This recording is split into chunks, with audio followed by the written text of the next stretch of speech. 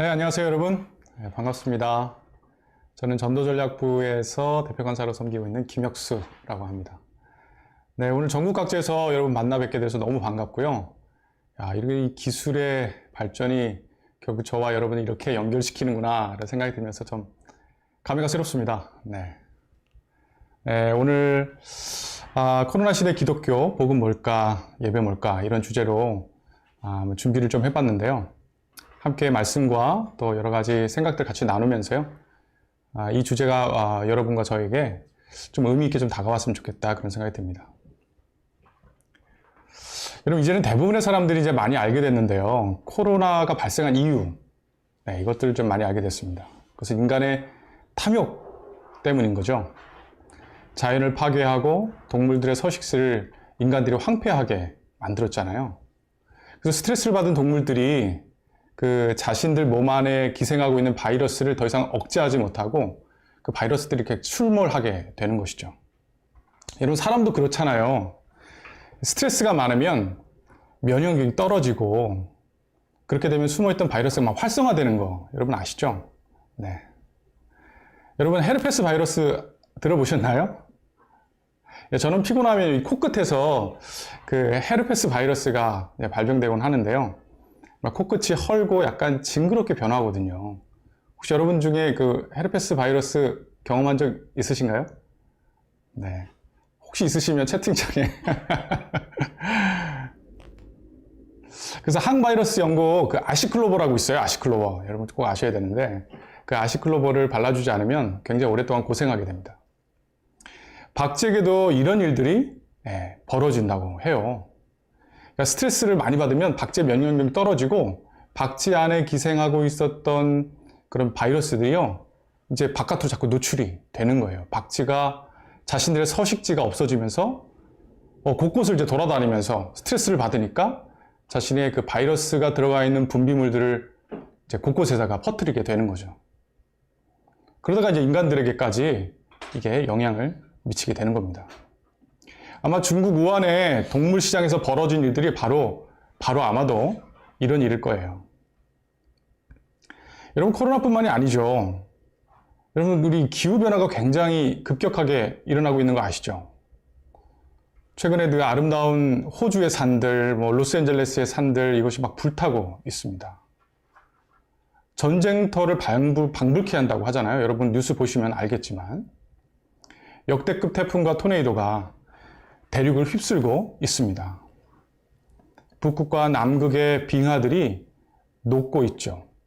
또 어떤 지역에는 한낮에는 40도였다가 밤에는 막 눈이 내리는 이런 일들이 벌어지곤 한답니다. 기상학자들은요 이렇게 말하고 있어요. 지구 온도가 1도 더 오르게 되면 회복 불가능한 지경에 빠지게 될 것이다. 이런 얘기를 합니다. 여러분 지구의 신음소리를 들을 수 있나요? 여기저기 골병이 들어서 삐그덕거리는 그런 소리가 들리나요? 사람도 죽고 동물도 죽고 아름다운 자연이 죽어가는 소리 그런 소리가 들리나요? 만약에 지구가 목소리를 낼 수 있다면 성대가 있고 입이 있다면 어떤 신음소리, 어떤 비명소리를 지르고 있을까요?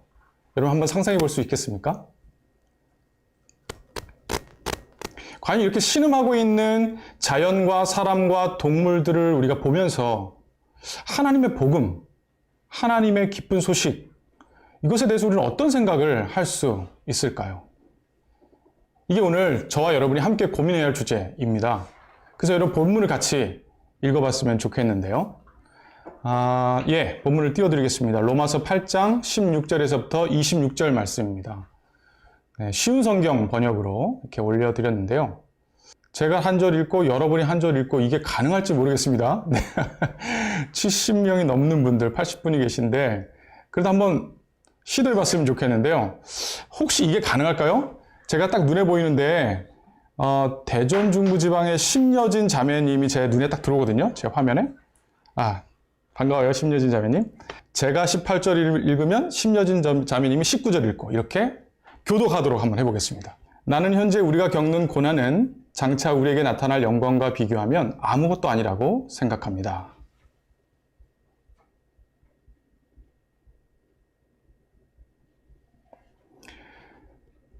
피조물은 허무하게 되었습니다. 그렇게 된 것은 피조물이 원해서가 아니라 그렇게 하신 하나님의 뜻 때문이었습니다. 하지만 소망은 있습니다.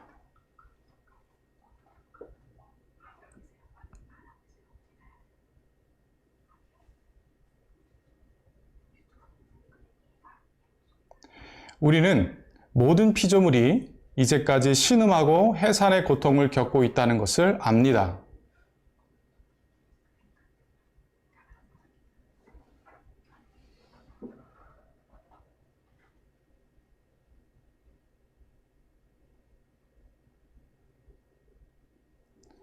우리는 이러한 소망으로 구원을 받았습니다. 눈에 보이는 소망은 소망이 아닙니다. 보이는 것을 소망하는 사람이 어디 있겠습니까? 따라서 우리가 아직 보지 못한 것을 소망한다면 우리는 그것을 인내함으로 기다려야 합니다. 다 같이 읽겠습니다. 이처럼 성령께서는 우리의 약함을 도와주십니다. 우리는 무엇을 기도해야 하는지도 모르지만 성령께서는 말로 다 표현할 수 없는 간절함으로 우리를 위해 중보기도를 하십니다. 아멘. 네, 좋습니다. 감사합니다, 여러분. 잘 읽어주셔서 더욱 감사합니다. 우리 심효진 자매님 고맙습니다. 네. 번역본이 좀 다른 것으로 우리 읽어봤는데요. 네, 본문의 의미를 조금 더 새롭게 또 세밀하게 다루고 싶어서였습니다. 여러분, 로마서는요, 성경에서 복음에 대해서 가장 잘 논리적으로 또 통합적으로 기록한 글이라고들 합니다. 그래서 복음을 설교하시는 많은 분들이, 많은 목사님들이 이 로마서를 가지고 복음을 설명하고 설교하죠. 근데 성경을 우리가 읽을 때요, 우리가 매번 놓치는 것 중에 하나가 있는데 그것은 성경이 66권의 책들의 모음집이라는 사실을 놓치곤 해요. 여러분, 성경 66권의 통일성을 강조하고 또 일관되게 설명하려고 하는 그런 경향을 가진 신학이 있는데 그걸 조직신학이라고 하거든요. 죄송합니다. 갑자기 제가 신학 얘기를 해서. 근데 그냥 간단하게 넘어가시면 됩니다. 그에 반해서요, 성경 각 권이 가지는 특성과 주제를 파악하려는 경향을 가진 분야가 성경신학이라고 합니다. 제가 생각할 때 우리는 성경신학에 좀 더 가까워질 필요가 있다고 생각해요. 이렇게 말씀드리는 이유는 로마서에는요, 바울이 자신의 독자들을 위해 예수님께서 가르쳐 주신 하나님 나라 복음 있잖아요. 그 하나님 나라 복음의 몇 가지 이미지와 그림을 쭉 나열하면서 강조하기 때문이에요. 그래서 우리가 로마서를 읽을 때 예수 그리스도의 하나님 나라 복음이 하나님 나라 복음의 몇 가지 그림들이 어떻게 배치되어 있고 어떻게 강조되어 있는지를 잘 살펴볼 필요가 있습니다. 바울은요, 로마서에서 크게 4가지 복음의 이미지를 가져다가 사용하고 있어요.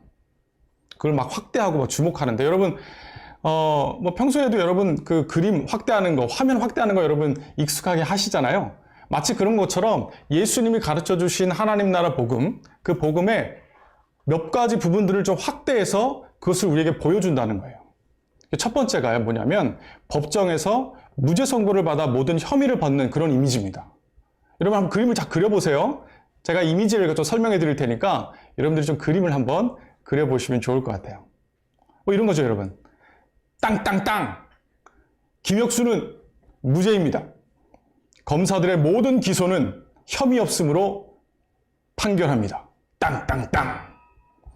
여러분 이해되시죠?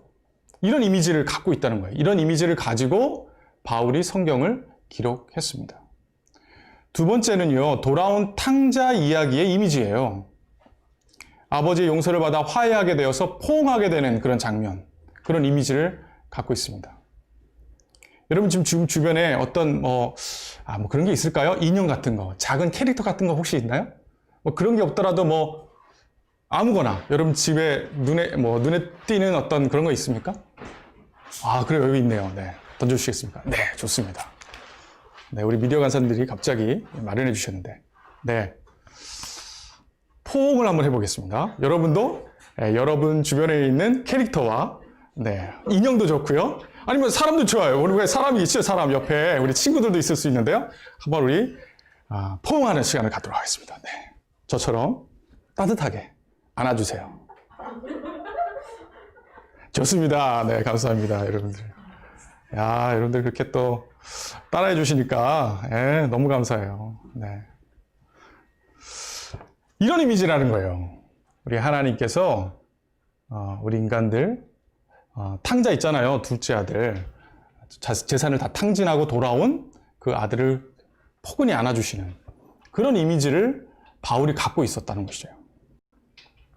세 번째는요, 위력자, 아주 유명하고 힘있고 권력 있는 사람의 자녀로 입양될 때 상호 간에 서명하는 이미지 있잖아요. 계약서가 있고, 내가 당신의 아들입니다. 나는 너의 아버지다. 라는 그 계약서에 서명하는 그 장면을 한번 떠올려 보세요. 여러분, 펜 있죠? 네. 그 펜을 갖고 여러분 옆에 앞에 무슨 노트 같은 거 있나요? 네. 거기다가 여러분의 이름을 한번 써보세요. 네, 제 이름은 김혁수. 이렇게 서명을 하는 거예요. 하나님과 우리 사이에 내가 그분의 자녀가 되었다는 그런 계약서에 서명을 하는 것이죠. 이런 이미지를 지금 바울이 가지고 있었어요. 네 번째가 오늘 바로 본문에서 읽은 이 내용이고 이 이미지인데요. 뭐냐면 하나님의 자녀들이 출현해서 새로운 창조 세계를 돌보고 다스리는 이미지입니다. 이게 로마서 8장에 등장하는 이미지예요. 저는 이 이미지들에 대해서 여러분에게 꼭 자세하게 설명하고 싶었어요. 제가 나중에 기회가 되면요, 복음의 4가지 이미지라는 제목으로 여러분들과 좀 나누고 싶습니다. 사실 어제까지 그렇게 준비를 했거든요. 준비를 했는데 저희 이제 학원사역부 간사님들과 같이 회의를 했어요. 내일 우리 새로운 많은 우리 전국의 우리 IBF 학생들하고 같이 말씀을 나누려고 하는데 이거 너무 이론적이고 너무 무겁습니다. 내용도 너무 많습니다. 이거를 좀 드러내면 좋겠습니다. 예, 이런 의견들이 나와가지고요. 결국 다 드러냈어요. 예, 앞에 부분 다 드러내고 아주 간단하게 여러분에게만 제가 이미지를 말씀드렸는데요. 저는 이 로마서에서 얘기하는 이 4가지 이미지를 가지고 같이 여러분들과 말씀을 나눌 수 있는 기회가 꼭 있으면 정말 좋겠습니다. 여러분 나중에라도 다시 한번 꼭 불러주시기를 부탁드리고요. 어쨌든 저는 이 4가지 복음 이미지 중에 오늘 본문은 이 4번째를 보여준다고 말씀드렸잖아요.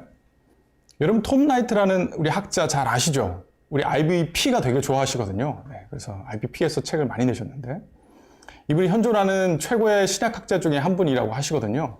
이분이 이런 식으로 얘기하셨어요. 로마서 8장은 로마서의 절정이다. 그 중에서도 창조 세계의 회복에 대한 그의 강조는 절정 중에 절정이다. 이렇게 말입니다. 제가 약간 의역을 하긴 했지만 이런 이야기가 그의 책에 기록되어 있어요. 저도 어느 순간에 그 말에 크게 공감하게 되었습니다.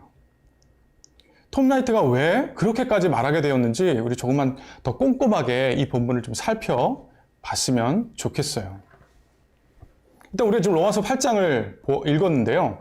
이 로마서 8장의 편지를 작성하면서 아마도 바울은 2개의 그림을 머릿속에 그렸을 겁니다.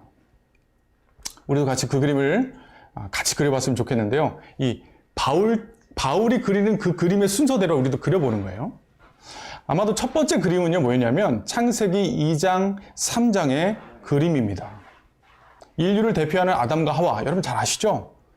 이 두 분이 하나님과의 약속을 깨뜨렸어요. 하나님과 인간은 서로 약속을 했거든요. 하나님을 대신해서 이 세상을 아름답고 아주 조화롭게 다스리지만 한 가지는 침범하지 말라는 약속을 했던 것이에요. 그건 하나님의 최종적 권위에 도전하지 않기로 한 약속이었습니다. 그게 뭔지 잘 아시죠? 선악을 알게 하는 나무의 열매는 먹어서는 안 된다. 이 얘기예요.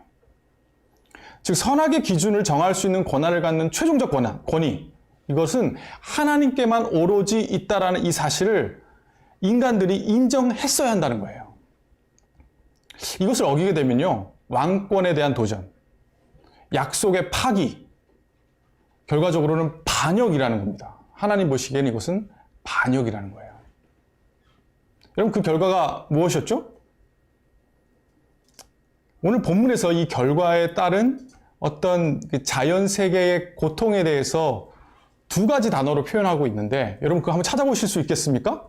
한 본문 잠깐만 띄워주시겠어요? 20절, 21절. 그게 가능할지 모르겠는데 20절, 21절을 한번 보시고요. 여러분 이 자연 세계가 이 인간들의 반역 때문에 어떤 결과에 도달했는지 두 개의 단어를 여러분 찾아주세요. 찾아서 채팅창에 한번 올려주시기를 부탁드리겠습니다.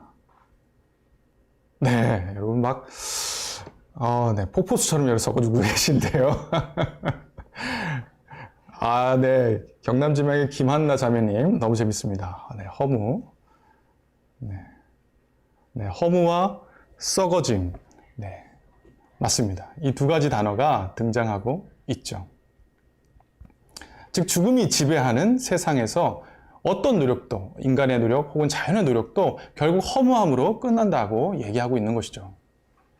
그 끝은 썩어져서 흙으로 돌아가는 자연의 순환입니다. 허무함과 썩어짐. 바울은 그렇게 얘기하고 있는 거예요. 이 썩어짐의 굴레, 이 허무함의 굴레가 창조세계 안으로 들어왔다는 것이죠. 이 굴레에 빠진 자연세계는요, 막 무질서도, 질서가 없음이 점점 증가합니다. 왜요? 질서를 잡아야 할 존재, 즉 하나님께서 인간에게 맡기신 그 기능을, 그 역할을 인간들이 감당하지 못했기 때문입니다. 그래서 점점 무질서도, 질서 없음이 점점 커져 나갔던 것이에요. 그래서 자연은 썩어짐과 허무의 굴레에 갇혀 있었던 것이죠. 그러니까 창조세계는 자꾸 신음소리를 내는 겁니다.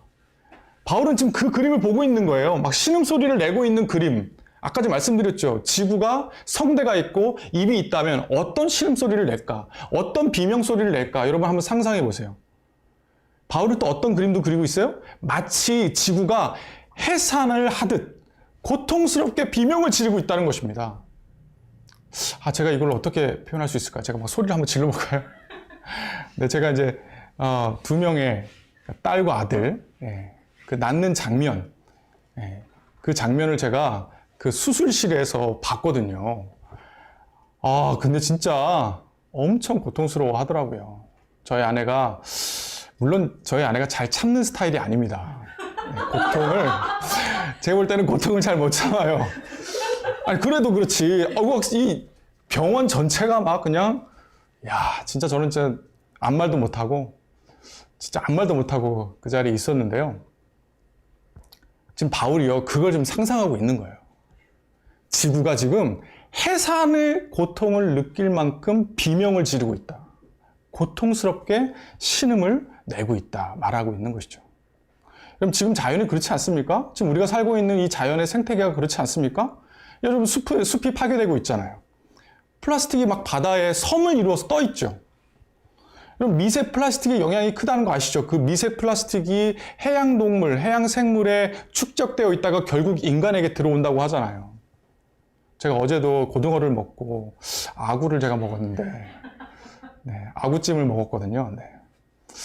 그곳에 그 미세 플라스틱이 분명히 있었을 것 같다는 생각이 갑자기 드네요. 수많은 가축들이 비가축적으로 사육되면서 평생 스트레스 받다가 도살장으로 끌려가죠. 화석연료는 이산화탄소를 배출하고 지구온난화는 급속도로 가속화됩니다.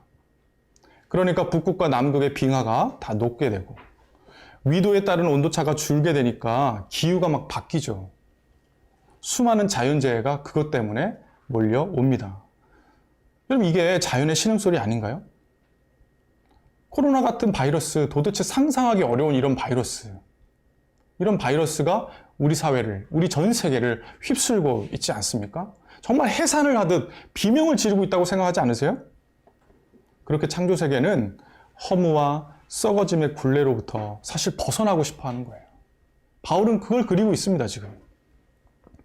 무질서가 판을 치는 세상에서 평화로운 질서가 찾아오기를 그렇게 바라고 있는 것이죠. 바울은 이런 창조세계가요, 영광스러운 자유를 기다리고 있다고 말하고 있습니다. 21절인데, 21절을 같이 읽어볼까요? 21절 잠깐 띄워주시면, 저랑 같이 한번 읽어볼까요? 여러분 한번 읽어보세요. 같이 읽는 겁니다. 시작. 그것은 피조물도 썩어짐의 굴레에서 해방되어 하나님의 자녀가 누리는 영광스러운 자유에 참여하리라는 소망입니다. 이게 오늘 8장에서 바울이 그리는 두 번째 그림이에요. 첫 번째 뭐라고요? 반역의 결과, 하나님의 약속을 어기고 하나님께 반역한 결과 신음하고 있고 해산의 고통을 겪고 있는 그런 창조세계 그림 있잖아요. 이게 첫 번째 그림이라면 이제 그 창조세계가 영광스러운 자유를 얻게 된다라고 말하고 있어요. 되게 갑자기 바뀐 그림을 여러분 보여주고 있죠. 그러니까 바울이요, 이 두 가지 그림을 계속 머릿속에 갖고 있었던 것 같아요. 만약 여러분들이 이렇게 바뀐 그림, 영광스러운 자유를 얻는 이 그림을 만약에 그릴 수 있다면, 제가 이제 미술을 제일 못하거든요. 제가 음악을 좀 하라고 하면 노래를 좀 불러볼 수도 있겠는데 미술을 정말 못해요. 근데 여러분들은 좀 그런 미술 좀 하시는 분 많으시죠? 이렇게 만화 같은 거 그리시는 분들 많으시잖아요. 근데 한번 그려볼 수 있습니까? 영광스러운 자유를 가지고 있는 지금 이 우주세계, 지구 이런 거 그려볼 수 있을까요? 네, 만약 그려서 여러분 저한테 보내주시면 제가 선물을 제 개인 돈으로 이거 공돈 쓰자. 이건 공돈 쓰면 안 되지. 저에게 이렇게라도 제가 여러분의 환심을 사도록 하겠습니다. 여러분이 그림을 만약에 그렇게 해서 보내주신다면 제가 개인 돈으로 맛있는 선물 보내드리도록 하겠습니다. 되게 어려운 과제죠. 이거 그림 그리기 쉽지 않을 겁니다. 바울은 그런데 굉장히 이것을 쉽게 성경을 이용해서 그렸다고 생각해요. 이 그림을 미리 가지고 있었다고 저는 생각해요. 어떤 그림이냐면 이사야 11장의 그림입니다. 이사야 11장의 그림. 이것도 한번 같이 읽어보면 재미있을 것 같은데. 제 눈에요, 원주 지방의 민수빈 자매가 보여요. 자꾸, 죄송합니다. 제가 이렇게 갑자기. 민수빈 자매님, 오케이? 저랑 한 절 한 절 읽어가실 수 있겠죠? 오케이 한번 해주시겠습니까? 오케이. 네, 오케이, 좋습니다. 그때에는 이리가 어린 양과 함께 살며 표범이 새끼 염소와 함께 누우며 송아지와 새끼 사자와 살찐 짐승이 함께 풀을 뜯고 어린아이가 그것들을 이끌고 다닌다. 암소와 곰이 서로 벗이 되며 그것들의 새끼가 함께 눕고 사자가 소처럼 풀을 먹는다. 젖 먹는 아이가 독사의 구멍 곁에서 장난하고 젖된 아이가 살무사의 굴에 손을 넣는다. 나의 거룩한 산 모든 곳에서 서로 해치거나 파괴하는 일이 없다. 물이 바다를 채우듯 주님을 아는 지식이 땅에 가득하기 때문이다. 아멘. 네, 우리 민수민 자매님 너무 잘 읽어주셨습니다. 사실 잘 못 들었어요. 저는 안 들리거든요. 네. 근데 입모양만 보니까 아주 잘 읽어주신 것 같아요. 네, 감사합니다. 우리 박수 한번 쳐드릴까요? 네. 좋습니다. 너무 감사합니다, 여러분. 네, 이렇게 적극적으로.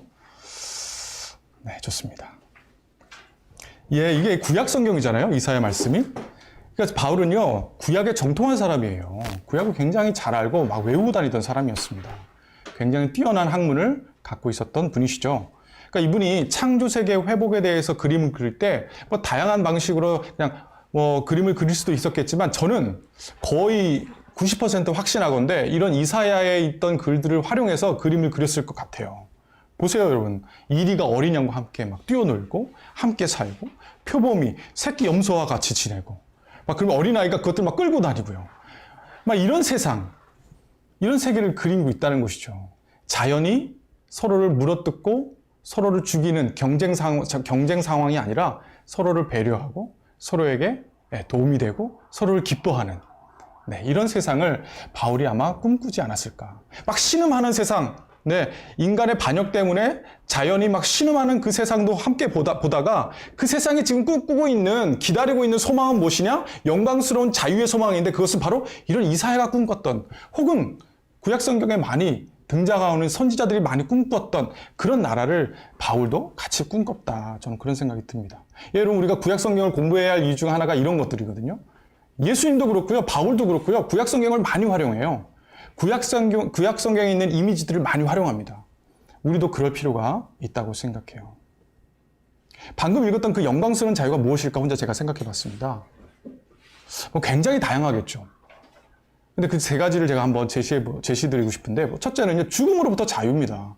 허무와 썩어짐의 굴레, 즉 죽음으로부터 우리를 자유케 한다는 거거든요. 더 이상 이 창조 세계는 죽을까봐 노심초사 고통받지 않는 거예요. 이 죽는 것 때문에 우리가 얼마나, 그죠? 노심초사합니까? 우리 인간도 그렇고요. 사실 자유만물이 다 그렇잖아요. 생존 본능, 살기 위해서 애를 쓰거든요. 여러분, 불에 타서 죽고, 해일 때문에 죽고, 기근으로 죽고, 전쟁 나서 죽는 일이 사라진다는 겁니다. 여기로부터 자유해진 거예요. 죽음으로부터 자유를 얻어요. 영광스러운 자유 두 번째는요, 저는 이렇게 생각해요. 이런 죽음으로 몰고 갔던 것이 있잖아요. 죄의 유혹, 하나님께 반역하려고 하는 유혹, 하나님과의 언약을 깨뜨리려는 그런 유혹들 있잖아요. 그 죄의 유혹으로부터 자유를 얻게 된다는 것입니다.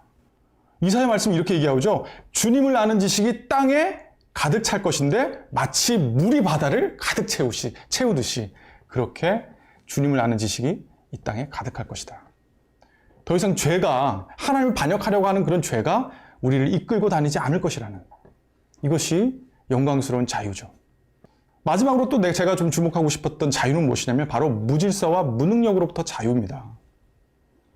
창조세계는요, 자체적으로 유지할 수 있는 능력이 아마 생겨날 거예요. 생명을 보호하는 능력과 치유하는 능력이 지금보다 현저하게 상승할 것입니다. 새로운 창조세계는 하나님의 자녀가 본격적으로 등장하는 순간에 그 저주로부터 벗어나서 원래의 모습보다 훨씬 더 한층 더 아름답고 풍성하고 생명력 있는 모습으로 드러날 것입니다. 이 영광스러운 자유를 지금 바울은 보고 있는 것입니다. 예, 육체의 눈으로 보는 게 아니라요, 마음의 눈으로 보는 것이죠. 전 여기서 꼭 짚고 넘어갈 것이 하나 있다고 생각해요. 그건 바로요, 하나님의 자녀들은 곧 하나님의 대리 통치자라는 사실이에요. 다시 한번, 하나님의 자녀는 하나님의 대리 통치자다라는 것이죠. 깜짝 놀라셨죠? 논란 좀 티를 잠깐 해주시겠습니까? 네. 깜짝이야, 뭐 이런 거 있잖아요. 네. 아, 죄송합니다. 제가 마음의 위안을 좀 얻겠습니다. 제 모습에 놀라셨죠? 네, 죄송합니다. 우리가 하나님의 아들인 것은 알잖아요. 그죠? 하나님의 아들인 건 우리가 아는데, 우리가 하나님의 자녀인 것을 아는데, 그분의 대리 통치자, 이런 얘기는 여러분 잘 못 들으셨을 것 같아요. 여러분이 놀라실 만합니다. 이런 얘기를 우리가 그동안 많이 안 들었거든요. 우리가 하나님의 대리 통치자라는 사실을 우리는 분명히 좀 밝힐 필요가 있습니다. 사실 이 개념은요, 창세기에서부터 등장하는 개념이에요. 여러분, 창세기에 하나님의 형상으로 우리가 지음받았다고 하잖아요. 거기서 나오는 하나님의 형상, 이 하나님의 형상이요, 단순히 하나님의 어떤 성품 혹은 다른 하나님의 어떤 존재 방식, 물론 그런 것일 수도 있습니다만, 그 당시 고대 근동, 당시의 문화와 상황들을 우리가 잘 받아들이고 성경을 잘 이해하면 그 하나님의 형상은 하나님을 대신하거나 대표해서 세상을 관리하고 돌보는 대리자라는 개념, 이 개념이 그 안에 들어가 있어요. 사실 이걸 잘 모르시죠? 저도 이 개념이 좀 약간 헷갈렸었는데, 최근에 여러분 교회탐구센터에, 이게 최근 것인지 작년 것인지 모르겠는데, 교회탐구센터에 뭐 있죠? 복음주의 신학 논쟁이었나요? 네, 거기에 보면요, 하나님의 형상이라는 그 카테고리로 잘 설명해 놓은 거 있어요. 한번 여러분 유튜브 가서 찾아보세요.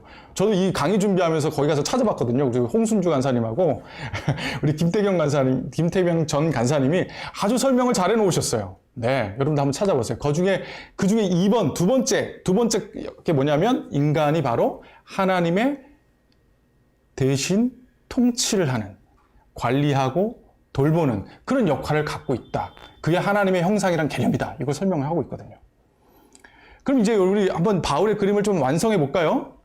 그러니까 하나님의 자녀, 예수 그리스도를 통해서 하나님의 자녀가 된 우리들이, 즉 하나님의 대리 통치자가 본격적으로 등장하게 되면 아담과 하와의 저주에 의해서 신음받고 고통받던 창조세계가 원래의 모습보다 더 아름답고 풍성하고 생명력 있는 모습으로 회복된다는 거예요. 그러니까 여러분 잘 생각하세요. 여러분, 회복된 그 자연세계에는요, 사람들이 있어요. 하나님의 자녀들이 있다는 거예요.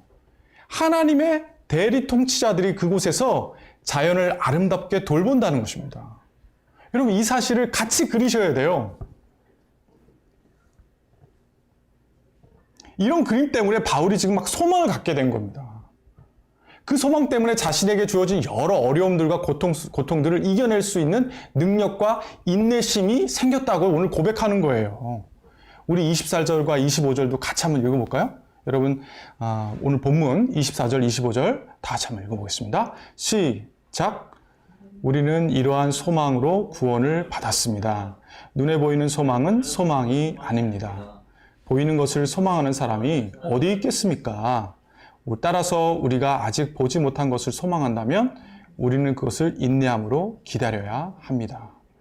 여러분, 바울이요, 지금 눈에 보이지는 않는다고 하지만 그렇다고 해서 머릿속에 없는 걸까요? 머릿속에 그 그림이 없는 걸까요? 아닙니다. 제가 보기에는 아주 명료하고 명확하게 이 그림을 그리고 있어요. 그 소망이 그의 마음속에 가득 채워져 있다는 것입니다. 그렇게 해서 저는 로마서에서 바울이 가지고 있는 복음의 이미지, 그 네 가지 이미지 중에 한 가지인 오늘 이 네 번째 이미지, 이 네 번째 이미지는 제가 두 개의 그림으로 이루어졌다고 말씀드렸죠. 뭡니까? 아담과 하와의 저주 그림, 신음하고 있는 창조세계 그림, 그리고 두 번째 뭐예요? 하나님의 자녀들의 출현으로 새롭게 회복된 창조세계의 그림. 어떻습니까, 여러분? 이 그림을 그릴 수 있겠습니까? 네. 여러분 머릿속에, 마음속에 그려볼 수 있겠습니까? 저는 이 코로나 시대의 복음은 바로 이런 소망에 있다고 생각해요. 여러분, 우리 개인의 죄에 대한 우주적 법원의 최종 판단이 무죄라고 나는 것도 되게 중요합니다. 이 이미지가 첫 번째 이미지였거든요. 바울의 첫 번째 이미지. 또한 우주의 왕이요 최고 대법관이신 하나님과 나와의 관계의 회복. 이거 아까 기억나시죠? 포옹. 네. 이것도 너무 중요합니다. 너무 좋아요. 더불어서 나를 하나님의 자녀로 인정해 주시고 보증인까지 세우셔서, 우리 성령님을 보증인으로 세우시는데 보증인까지 세우셔서 영원한 계약서에 막 사인을 해 주셨어요. 이것도 정말 행복한 소식 아닙니까? 이것도 전 복음이라고 생각해요. 여러분이 이런 복음을 받아들인다면 저는 정말 기쁠 것 같아요. 저는 여러분들이 이 세 가지의 그림이 여러분 마음속에 다 남았으면 좋겠습니다. 그걸 받아들이셨으면 좋겠어요. 우리가 더 이상 죄인이 아니라 무죄 선고를 받았다. 우주의 법정에서. 그리고 그 우주의 대법관이신 하나님과 용서와 화해의 관계 회복을 했다. 그리고 단순히 관계 회복을 한 것이 아니라 그분과 나 사이에 아버지와 자녀됨의 입양 계약서에 서명을 같이 한 거예요. 여러분 이걸 받아들일 수 있으면 너무 좋을 것 같아요. 너무 행복할 것 같아요. 저와 여러분은 더 이상 죄의 노예도 아니고요. 빈털터리 자유시민도 아니고요. 이제는 하나님을 아빠라고 부를 수 있는 특권을 가지게 된 것입니다.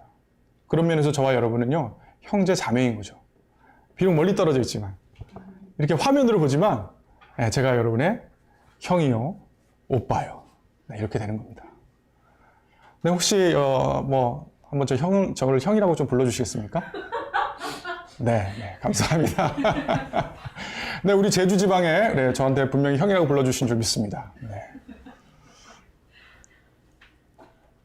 네, 그러나 여러분, 코로나가 지금 이렇게 막 드러나고 기후변화가 이렇게 심해지고 있는 이 시대에 복음의 강세, 복음의 악센트, 저는 이게 조금 바뀔 필요가 있겠다 그런 생각이 들었어요. 여러분, 우리 말에도 강세라는 게 있죠? 제주 말에도 강세라는 게 있잖아요. 그죠? 악센트? 그렇죠? 여러분, 경남 지방에서도 오셨죠? 경남 지방에도 악센트가 있죠? 한번 지금 얘기해 보실래요? 네. 좋습니다. 감사합니다. 우리 이거 한번 해볼까요? 하나님 나라 그 강세 게임. 이런 거 있잖아요. 하나님 나라, 하나님 나라, 하나님 나라, 하나님 나라, 하나님 나라. 이거 한번 해볼까요? 네, 같이 하는 겁니다. 시작. 하나님 나라, 하나님 나라, 하나님 나라, 하나님 나라, 하나님 나라. 죄송합니다. 네, 이게 필요한 것 같아요, 제가. 여러분, 악센트라는 게 있잖아요. 악센트라는 게. 복음의 이미지가 4가지가 있다고 했는데, 지금 이 시대에는요, 제 생각에는요, 이 네 번째 이미지의 악센트가 좀 필요하다는 생각이 들었어요. 나를 그분의 자녀로 받아들여 주신 그분이 나에게 새로운 사명을 맡기신 거예요. 새로운 창조 세계의 대리 통치자로서 지금부터 자연과 세상을 아름답고 풍성하게 유지, 관리, 돌보라고 사명을 맡기시는 것이죠.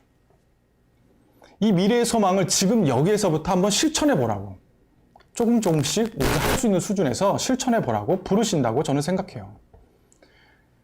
이 네 번째 복음 이미지가 그래서 저는 코로나 시대에 조금 더 악센트, 강조점을 가져야 된다는 생각을 하게 됩니다. 그렇잖아요, 여러분? 코로나로, 기후변화로 신음하는 세상, 인간의 탐욕이 만들어낸 자연의 파괴를 막아내는 하나님의 자녀들의 출현, 이것이 하나님의 꿈이라니까요. 이 그림이에요. 하나님의 청사진. 이 청사진을 바울이 갖고 있었던 거예요. 그래서 로마서 1장부터 쭉 복음에 대해서 달려오다가 8장이 굉장히 영광스럽거든요. 그 영광스러운 8장의 그 복음의 내용 중에 바로 이 창조 세계의 회복, 하나님의 자녀들의 출현을 보여주고 있다는 것입니다. 그래서 톰 나이트가 이 본문을 그렇게 높게 칭송했던 것입니다. 저는 이해가 안 됐거든요. 톰 나이트가 왜 이 본문을 이렇게 중요하게 생각하나. 바울의 핵심 사상이 이 로마서 8장 오늘 18절부터 28절인가요? 네, 여기에 등장한다는 것입니다. 오늘 주제가 뭐라고 그랬죠? 네, 복음 뭘까? 예배 뭘까? 네, 이거였지 않습니까? 복음에 대해서는 제가 간단하게 설명했는데 이 점에서 저는 예배에 대한 힌트도 같이 있다고 생각해요. 우리의 예배에서 방금 제가 제시해드렸던 그런 이미지들이 활발하게 우리의 머릿속에, 각자의 머릿속에, 우리 공동체의 상상 속에 드러나야 한다고 저는 믿습니다. 여러분, 이건 장소의 문제가 아닙니다, 여러분. 지금 장소 때문에 이 한국교회가 대처를 잘못했죠, 그죠? 우리 충분히 비대면 예배로도 우리 예배의 어떤 본질을 추구할 수 있었을 텐데 그것을 우리가 놓치다 보니까 사회로부터 사실 비난을 많이 받고 있습니다. 제가요, 전도 전략부잖아요. 전도 전략을 세울 수가 없어요. 저는 요새 인터넷 댓글 들어가기가 너무 무섭습니다. 막 교회에다 불 지른다. 성경책 들고 다니는 사람 보면 내가 때리겠다. 뭐 이런 얘기들이 막 인터넷 댓글에 막 올라와 있어요. 저희 아내가 그러더라고요. 예전에는 야, 목사 이제 뭐 사양산업에 종사자야, 뭐 이런 식으로 얘기하고 다녔대요. 그런데 요새는 얘기도 못한대요, 저희 아내가. 정말 그렇게 돼서. 그전에는 그냥 농담 삼아 얘기를 했는데 이제는 진짜 같아가지고 얘기를 못하겠다는 거예요. 자기 남편이 목사라는 걸 자랑스러워하지 않고 있어요. 이걸 어떻게 제가 해결해야 됩니까? 네, 고통도 잘 못 참고요. 네. 아닙니다. 저는 저희 아내를 사랑합니다. 네.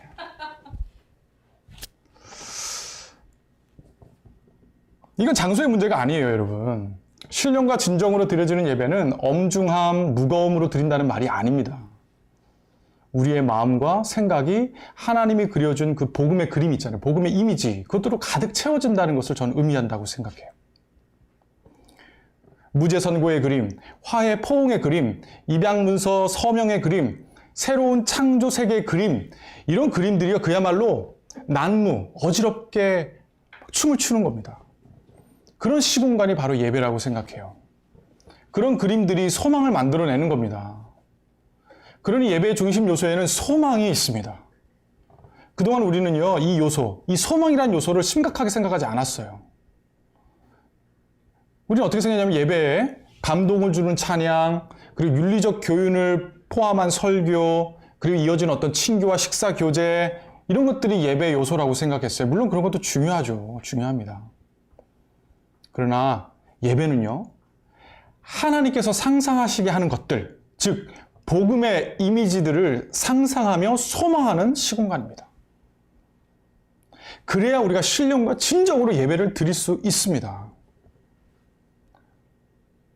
이렇게 한번 표현해 볼게요. 그런 면에서 저는 상상의 거룩화 혹은 거룩한 상상력이 발휘되는 시공간이 바로 예배의 공간이다 라고 말씀드리고 싶어요. 여러분, 매체는 다양할 수 있어요. 물론 성경 말씀이 중심 재료가 돼야 되겠죠. 그 말씀을 재료로 다양하게 변주를 만들어낼 수 있거든요. 영상이 될 수도 있고요. 설교도 있을 수 있고요. 찬양이 될 수도 있고요. 드라마가 될 수도 있고요. 나눔이 될 수도 있어요. 서로에 대한 나눔도 될 수 있어요. 그 모든 순간, 그 모든 공간이 하나님이 우리에게 상상하시게 하는 그 상상들이 거룩하게 계속 승화될 때 그것이 바로 예배가 된다고 저는 생각해요. 여러분, 혼자서도 충분히 예배드릴 수 있습니다. 여러분, 큐티하면서도 예배드릴 수 있어요. 여러분, 지하철 타고 가면서도 예배드릴 수 있고요. 버스 안에서도 예배드릴 수 있고요. 화장실에서도 예배드릴 수 있습니다, 여러분. 여러분, 이렇게 한번 예를 들어볼게요. 교회 나가서 예배드리기 시작하는데, 막 찬양이 막 시작하는데, 나의 머릿속은 온통 찬양팀 리더의 그 머리 색깔, 머리 색깔 바뀌었네? 야, 지난주에는 빨간색이었는데 오늘 노란색이네? 다음 주는 무슨 색깔일까? 막 이런 생각. 막 음정이 엉망이에요, 찬양팀이. 그래서 막 찬양팀의 노랫소리가 막 거슬려요. 방금 전까지 하던 그 핸드폰 게임, 막 그게 막 생각나요. 저는 굉장히 고전적인 게임을 하고 있는데, 수도쿠라는 게임을 하고 있습니다. 네. 제가 최근에 전문가 그 레벨에 들어가서 풀었는데요. 몇 시간 걸린 줄 아세요? 2시간 57분 만에 전문가를 깼어요. 네. 저는 아주 정말 이틀에 걸쳐서 깼거든요. 야, 정말 저희 아내한테 제가 막 진짜 그야말로 막 환호를 지르면서 내가 드디어 전문가를 깼다 그러면서 제가 포옹을 하고 막 그랬습니다. 막 그런 생각이 나는 거예요, 예배 시간에. 여러분 막 게임하던 그런 생각들. 내일, 예배 후에 내일 볼 그런 시험들. 그럼 막 머릿속에 맴돕니다. 여러분, 이런 상태에서 말씀을 들으면요, 우리는 달콤한 낮잠의 세계에 곧 빠져들게 됩니다. 그러면서 우리는 말씀을 기억하죠. 하나님이 사랑하시는 자에게는 잠을 주시는구나. 이런 말씀들을 막 기억하면서 그래, 나를 하나님이 사랑하셔. 이런 얘기를 하죠. 그리고 여러분, 교회에서 20분의 그 낮잠 있잖아요. 설교 시간에 자는 그 20분 정도 자는 거, 그게 진짜 꿀잠입니다. 여러분 해보신 분은 알아요. 그거 자고 나면 하루의 피로가 싹 가십니다.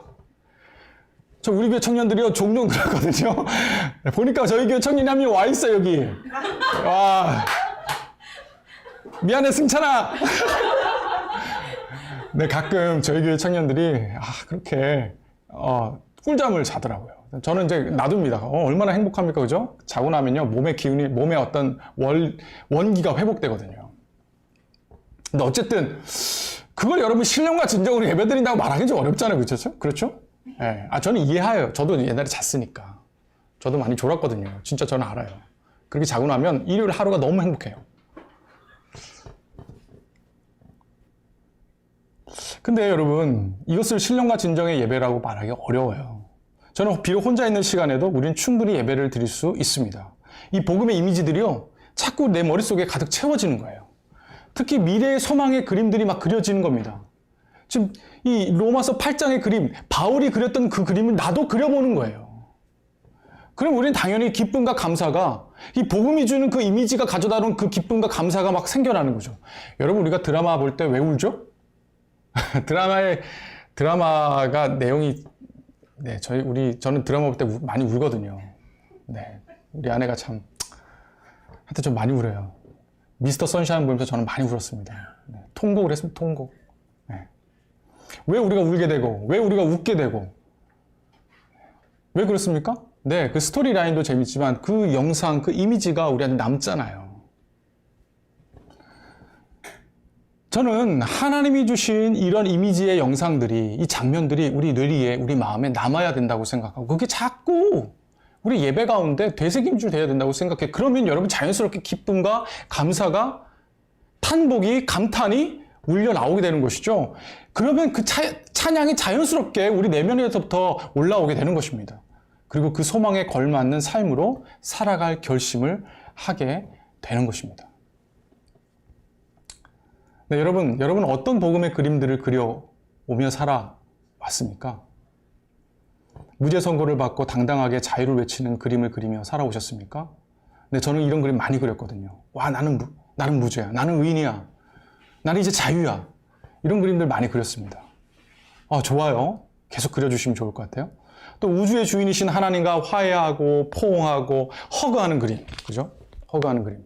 이런 그림 그려보셨습니까? 네, 저는 종종 그립니다. 막 하나님하고 이렇게 허그하는 거 있잖아요. 아니 그분의 자녀됨을 확증하는 계약 문서에 사인하는 거죠. 그래서 그분을 내가 아빠, 아버지라고 부를 수 있는 거. 최근에 제가 밤에, 새벽에, 제가 자꾸 요새 좀 나이가 들었는지 새벽에 자꾸 깨거든요. 새벽에 잠깐 깼는데, 무의식 중에 정말 하나님이 저의 아버지라는 생각을 갑자기 하게 된 거예요. 그래서 제가, 당신의 내가 아들이군요. 라는 생각이 갑자기 막 새벽에, 그러니까 제가 새벽 예배 안 갔거든요. 그냥 자는 도중에. 네.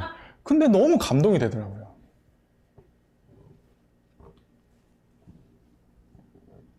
아니면 하나님이 만드신 새로운 창조 속에서 대리 통치자. 그런 그림을 혹은 그려 오셨습니까? 무엇이 여러분에게 가장 큰 기쁨의 소식입니까? 가장 기쁨의 이미지가 무엇입니까? 이 기쁨의 소식이 코로나 때문에 우울하고, 극우 보수교회의 대처에 우울하고, 정광훈 같은 사람 때문에 우울하고, 캠퍼스 생활을 마음껏 누리지 못하는 것 때문에 우울한 우리의 삶에 과연 이런 이미지들이 어떤 의미가 있을까요? 저는 아주 굉장히 큰 의미가 있다고 믿습니다. 오늘 이후에 여러분 속으로는 나눠줘서 이런 이야기들을 같이 나누게 될 것입니다. 네, 편안한 마음으로 여러분의 속 얘기 담아두었던 이야기들, 네, 복음에 대한 이야기, 예배에 대한 이야기, 여러분 신앙에 대한 이야기, 여러분의 감정에 대한 이야기, 정서에 대한 이야기, 네, 그렇게 좀 많이 나눠주시고 서로 격려하고 서로 위로해주는 그런 시간이 되기를 간절히 바랍니다. 제가 기도하고 마치도록 하겠습니다. 기도하겠습니다. 하나님 아버지 감사합니다. 오늘 내셔널 LGM으로 전국에 있는 우리 IBF 학생들이 함께 모였습니다. 이렇게라도 서로 만나서 말씀을 듣고 교제할 수 있도록 허락해 주시고 기회를 주신 것 정말 감사드립니다. 하나님, 우리가 어떤 복음의 이미지들을 갖고 살고 있습니까? 하나님, 오늘 본문에서는 창조 세계가 새롭게 되어지고 그 속에 하나님의 자녀들이 등장하여 하나님과 함께 자연 세계를 돌보고 관리하고 유지하는 그런 일들을 하고 있는 그런 모습, 그래서 더 풍성하고 아름다운 자연 세계로 회복되는 그런 모습을 우리 가운데 보여주었습니다. 하나님, 이 복음의 이미지가 우리 가운데 더 생생하게 마치 영화의 한 장면, 드라마의 한 장면처럼 우리 뇌리 속에, 우리 마음 속에 남게 해 주십시오. 그래서 우리의 평소의 예배가 이 복음의 이미지로 활발하게, 거룩하게, 역동적으로 일어나서 우리 예배가 참으로 신령과 진정으로 드려지는 예배가 되게 하여 주옵소서. 감사드립니다. 예수님의 이름으로 기도드립니다. 아멘.